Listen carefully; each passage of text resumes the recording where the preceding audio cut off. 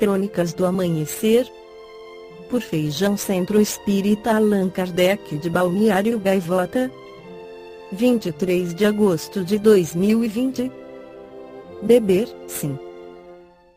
Estudar, não, parte 02.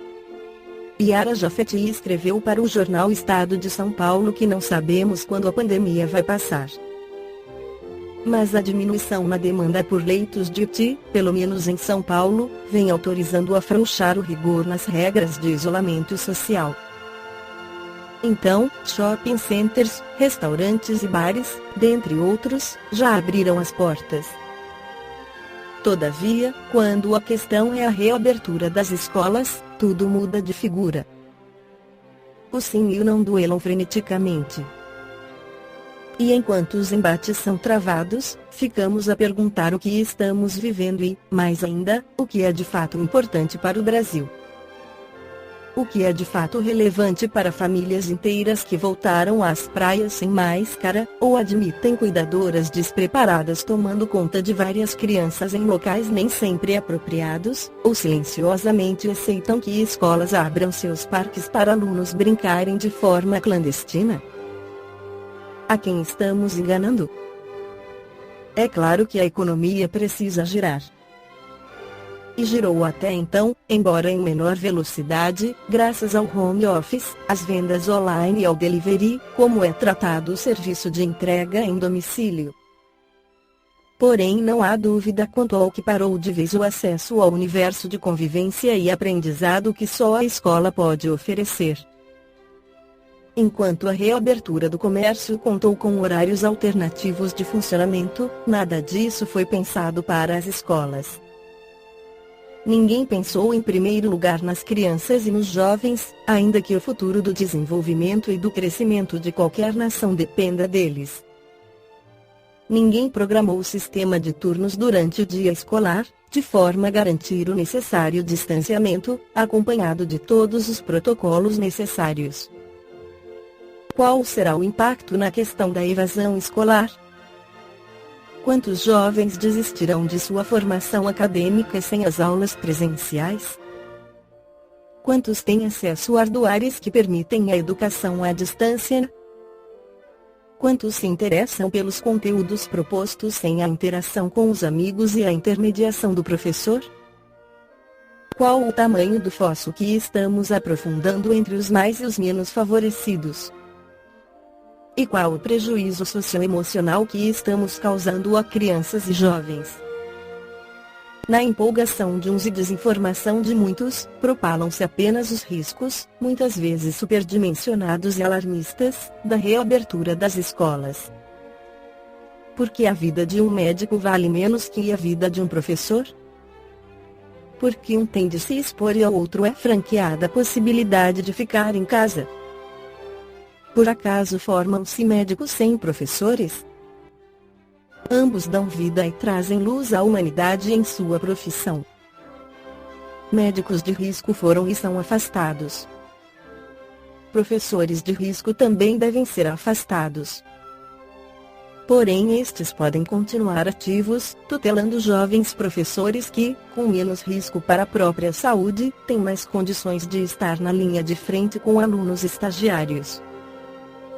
E todos só têm a ganhar com isso.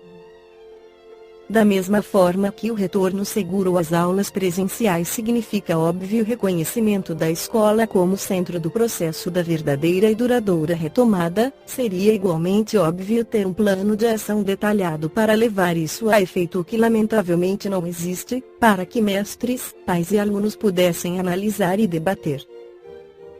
Afinal, escola é o espaço privilegiado de aprender a aprender. Não há lugar mais essencial para a edificação de novos paradigmas. É ali que se formam os cidadãos críticos de que o mundo tanto precisa. É ali que se pode criar o indispensável distanciamento da desinformação que fomenta a alienação coletiva.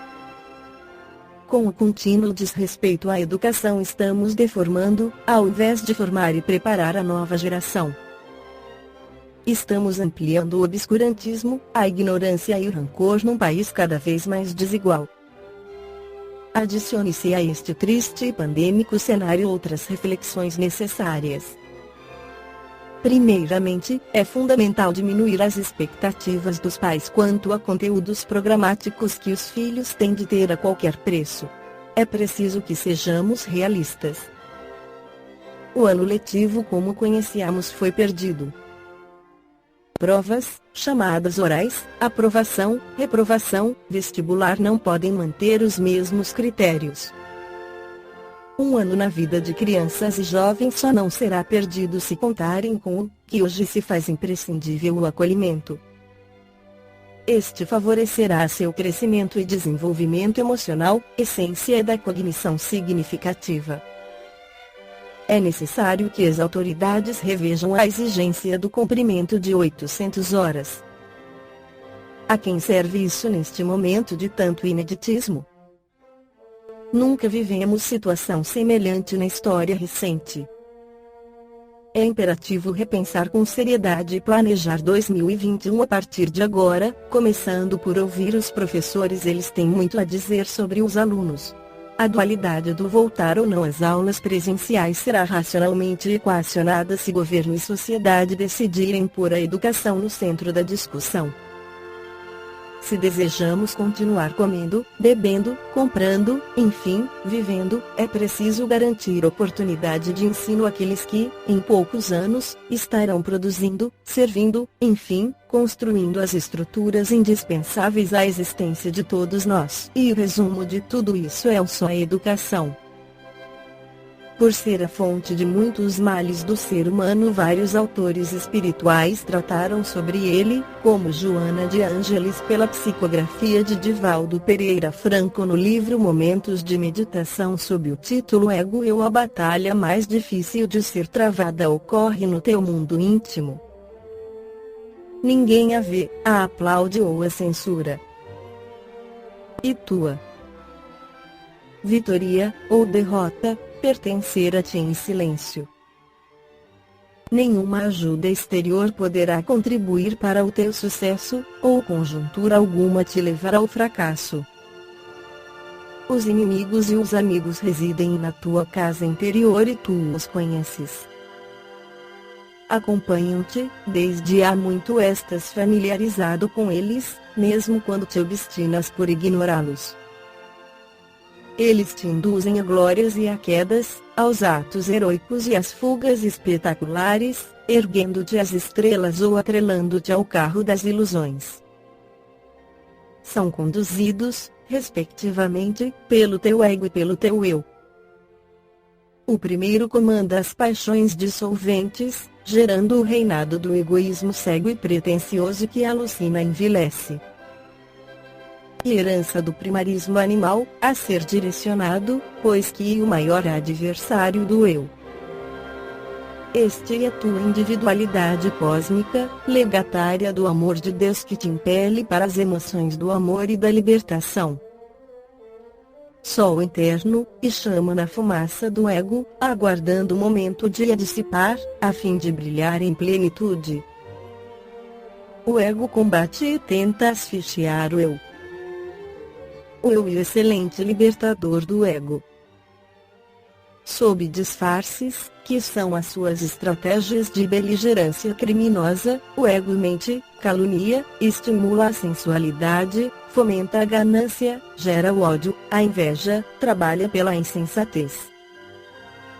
Desnudado, o eu ama, desculpa, renuncia, humilha-se e serve sem cessar. Jamais barganha ou dissimula os seus propósitos superiores. O ego ameaça a paz e se atulha com as coisas vãs, na busca instável da dominação injusta.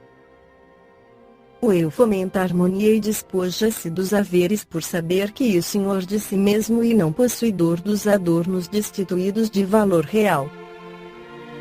César cultivava o ego e marchou para a sepultura sob as honrarias que ficaram à sua borda, prosseguindo a sós conforme vivia. Jesus desdobrou o eu divino com que impregnou a humanidade, ao ser posto na cruz, despojado de tudo, prosseguiu, de braços abertos, afagando todos que ainda o buscam. o ego humano deve ceder o seu lugar ao eu cósmico, fonte inesgotável de amor e de paz. Não cesses de lutar, nem temas a refrega. Esta foi a crônica do amanhecer de 23 de agosto de 2020. Por Feijão Centro Espírita Allan Kardec de Balneário Gaivota. Que a paz esteja com todos.